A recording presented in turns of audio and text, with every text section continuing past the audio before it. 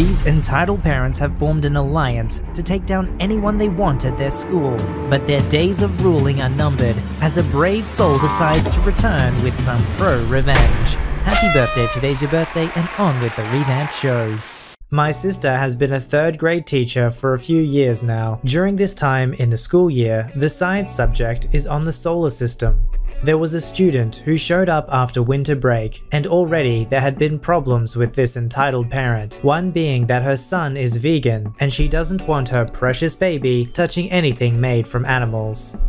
According to my sister, the kid was a really good student and was very generous to other classmates. Having a crazy mother like this and still being a genuine person is amazing. I still have hope for this generation. My sister and I usually joke about anti-vaxxers, entitled parents, crazy students, and so on. But I swear this is the first one that is Reddit worthy. Also, we live in Canada, so there are no security guards or police in schools, let alone elementary school. Yeah. My sister goes over how the class will be learning about the solar system while passing around worksheets for the students to complete. I'll skip the boring stuff, but she brings out a diagram with multiple balls hanging from a piece of wood to demonstrate where the planets are located and their size comparison to each other, blah blah blah. At the end of the lesson, my sister proceeds to assign a worksheet so when they get home, they are able to go onto their school website. I don't know, it is a website so kids don't have to go on YouTube. It is just for educational videos, that kind of website, and they watch a video about the solar system and fill the worksheet out for the next day. This is when all hell broke loose. My sister goes into work the next day. Just a regular day, right? Nope. She is drinking her coffee in the teacher's lounge, getting ready to head to her classroom, since there is only 10 minutes until the bell rang. Then the receptionist lets her know that there is a parent who would like to talk to her. She thought this was weird since parents usually book appointments or email her. Since this student just arrived a few months ago, my sister has never met this lady until now. As she walked into the main office area, she came across this nasty looking lady. Like, seriously guys, my sister described her as an ugly Phoebe from Friends. Crazy hippie clothing and all. You could smell the essential oils from the other room. Hey kiddo, how are you this morning? Is everything? The entitled mother didn't even let her finish. Hi, yes, I need to have a word with you. Normally an appointment is necessary. What is this regarding? You gave my son this. Being very dramatic as she whips the solar system worksheet out of her son's bag and slamming it on the counter. Ma'am, I'm sorry, I don't understand. That was assigned to the students to complete for today's lesson. Of course, you don't understand. Why would you? I would just like to let you know that what you are teaching my child is wrong. You can't just be filling their head with lies, you know. You've got some nerve telling my son to watch conspiracy videos about the Earth. Ma'am, I can tell you're upset, but I really have no idea what you're talking about. Do you realize you are teaching these kids false information? The entitled mum continues rambling on about how my sister was brainwashing kids. My sister still doesn't know what the heck is happening. The principal hears the entitled mum yelling at my sister and asked what is happening. Why are your teachers corrupting children into thinking the earth is round? All my friends warned me about these evil public schools. I knew I should have homeschooled my boy. The principal and my sister give each other a very confused, is this lady for real? Look. My sister finally realizes this stupid lady is a flat earther. Okay ma'am, I think there has been a misunderstanding. You see, the solar system is a required unit that all schools teach. I don't want to hear your right-wing propaganda. I will get both of you fired. I cannot believe you are talking to me this way. I want to homeschool my boy from now on. All you ignorant jerk faces are all the same. By now, the entitled mum has been rambling for a good 8 minutes, and the bell is about to ring. But because this mother was entitled, guess what? She couldn't care less. Alright, we'll take your feelings into consideration, but the bell is going to ring, and Miss, my sister, and your son need to start heading to their classroom. Yes, feel free to send me an email and I'll be sure to get back to you. The entitled mum blocked the door so no one was able to get out. This poor kid has to put up with this whack job as a mother. He's just calmly sitting on a chair in the office like this is normal for him. Nope, I demand that you either teach these children that the earth is a disc or don't teach them about the earth at all. You need to understand, it is in the curriculum. I cannot simply stop teaching it just because you think that the world is flat. Wrong move, sis. Excuse Excuse me? What did you just say to me? You people, that is discrimination, and I will be pressing charges. Do you know what a hate crime will get you? Do you? Apologize. The principal was starting to get frustrated, and my sister was just in shock. And the bell rings. Kids are now storming the halls, and there are some students who come to the office to borrow fidget toys. It's like a library for kids who struggle with ADHD, concentration, anxiety, and other learning disabilities. I'm going to have to ask you to leave. You've got to be freaking kidding me right now. Oh, please don't swear, there are children around. Now please leave, I have a class to teach. Okay ma'am, I need you to leave right now. You are acting extremely irrational and this will not be tolerated. I don't give a frick what's tolerated. Shove your solar system up your fat butt. I will absolutely not have my son brainwashed with conspiracies. What, are you also corrupting these children into thinking gravity is real too? Huh? What about eating animals? The students can't even get into the office because the big ol' hippie entitled mum is blocking the door. These kids are confused as heck. It is probably their first encounter with an anti-vax vegan flat earther drenched in essential oils. You can't be shouting. If you don't leave, I will call the police. Frick the school system, frick you, points at my sister, and frick you, points at the principal. I am taking my son and I will let everyone know how this school is trying to fill our kid's head with Nazi propaganda. Entitled mom grabs her son's hand and aggressively drags him out of the school, cursing and purposely pushing kids and knocking over everything in her path. This is one of both the joys and the tragedies of the internet. The ability to be able to freely express information with anyone in the world is amazing. However, of course, there's also misinformation and disinformation. Having a free internet means we're gonna have people who are crazy like this, who don't really understand what's really going on. However, what's the alternative? The only other alternative is a small group of people who get to decide what information everybody else gets to listen to. And personally, I'd much prefer a free internet with a few crazies than the potential for a few crazies controlling the whole internet. Because this is the thing most people don't think about. What if someone like that mum was the one who got to decide what information was on the internet or not?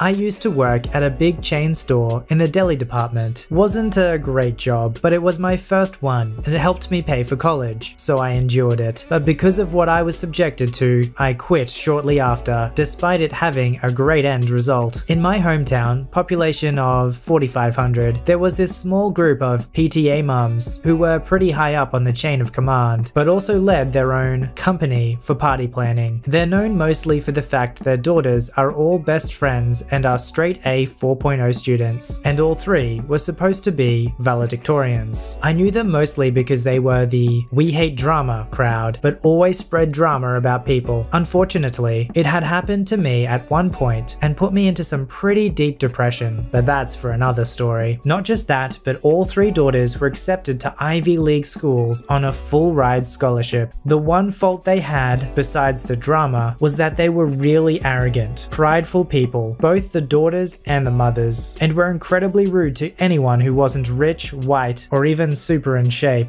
At the time, I was pretty overweight and had a pretty bad acne problem. This will come into play later. Well, one day, they came in asking for 300 pieces of fried chicken and 200 pinwheel sandwiches. For anyone who has worked in any capacity of retail or food, you know that for an order that big, we need at least a couple days notice to order more inventory and actually cook everything on time. Not to mention, I was the only one left working for the night, so their order would have been impossible anyway. Well, these ladies thought they could pick it up on the spot to ensure food quality. I told them that they would need to fill out an order form and that it would be a couple of days, and they lose their minds. I'm not talking a small sigh of disbelief, I'm talking vague threats to actually have me not walk during graduation. Here is how the talk basically went. I need this food today. We are the party planners of the lake party you probably didn't get invited to, and the party is in 2 hours. I'm sorry, but we literally don't have the staff or the time for that right now. I'm more than happy to make you a 96 piece, but it'll take about an hour. You think that's freaking funny? Do you know who I am? No, I don't. Yeah, we are the official party planners of hometown. We also run the high school PTA, so our daughters probably know you. You don't want your image tarnished, do you? Brushing off the vague vague threat of using her daughter. That's pretty cool actually. Sounds like a cool job, but there is just no way for 300 pieces and 200 pinwheels to be done in the amount of time you want. I apologize for any inconvenience it makes for you. If you want, I'm more than happy to get a manager so they can talk to you. When your manager gets here, I'm going to have you freaking fired and kicked out of the walking this year. We don't want fatties taking up the walkway anyway. I don't know how they knew I was a senior. Ma'am, I'm sorry, but I will not tolerate that kind of threat, and I'm gonna have to ask you to leave now. But we didn't get our food yet. I'm sorry, but like I stated before, it would not be possible to complete that task. And with the way I was treated, I have the right to refuse service to you anyway. Have a good day. You will be hearing from us, you fat frick. I hope our daughters don't know anything dirty about you. The manager walks out. Excuse me, ladies, but you have no reason to treat my staff like that. You may think you run this town, but that does not give you any reign to treat someone like that. Frick you, they said while they started walking out. A few days go by, and I haven't heard anything from either of them or my manager. Then one day at class, I see the daughters in a corner crying with each other. I got word from one of their friends who was somewhat close with them that in the past 2 days, they were told they could no longer walk at graduation due to being caught for cheating on basically every assignment and were no longer attending any Ivy League school. At first, I thought this was just a coincidence to what occurred the week prior, but apparently what happened was that a bystander overheard the heated exchange, and this bystander also happened to be a former member of the PTA. Also, she had a lot of dirt on the mothers and their children. Apparently, this was her breaking point, as she was skeptical to come forward prior about many things due to scrutiny. It turns out the mothers were basically getting the answers to every assignment by either paying off teachers, using vague threats against their families. Because our school was smaller, there were only a handful of teachers that needed to be pleased or threatened. That was my moment of happiness. Not only did those women get kicked out of the PTA, but their daughters, who I mentioned used to be my old bullies, were dropped from ever attending the school of their dreams. Last I heard, the daughters stayed in the hometown and now work in the same deli department I used to work in. I think the thing that's sadly revealed in this story is that there are probably a lot of people out there who cheat and threaten others to get ahead, and there are some out there who'd have dirt on them, but they're too afraid to come forward. So it's nice to hear a story where their sins are actually brought to light and we get to see some sweet pro-revenge. You just know that those daughters would have been the types that would have looked down on other people, especially the hero of the story working in the deli store. I wonder if she ever visits that deli store and goes in to order from them. That would be the ultimate cherry on top. You know the hero of our story is pretty cluey too, because as soon as she started noticing there was danger, she preemptively said, "Hey, I can bring my manager out if you want." She knows when she's talking to a group of Karens.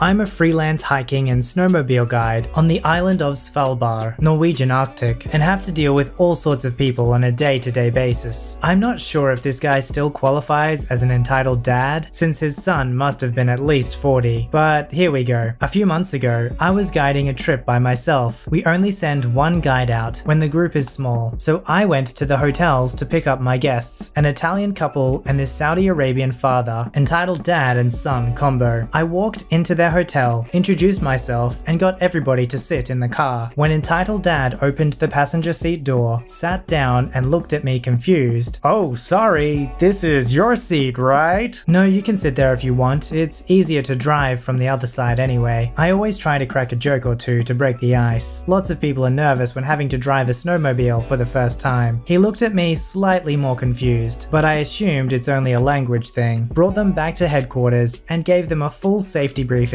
and overview on a map on where we'd be going. After that, I got them dressed and told them to wait outside because our suits are made to keep you warm at -30°C. So inside a building, you quickly start to melt. Once I was dressed, I went to meet them outside. "Oh, you're coming with us on tour?" "I hope so, since I'm your guide." I had told them in the briefing the usual. "Hey, my name is Kat and I'll be your guide for today." "Is that a gun?" "Yes, sir, but don't worry, she's not yet loaded." Entitled dad and son looked at each other confused. confused, and we all started walking towards the snowmobiles so I could give them a small briefing on how to drive them. The Italians had told me they have been driving before, so I decided to place them in the end of the group and entitled dad and son in the front. Everybody got to drive their own vehicle, because out of experience, it's always better for the more experienced guests to be at the back, since they might have to speed up here and there to fill a gap. But where is the guide? Here, I'm just in front of you. A proud 1.77 meters. Hard to miss. But you're a female. Guides can't be female.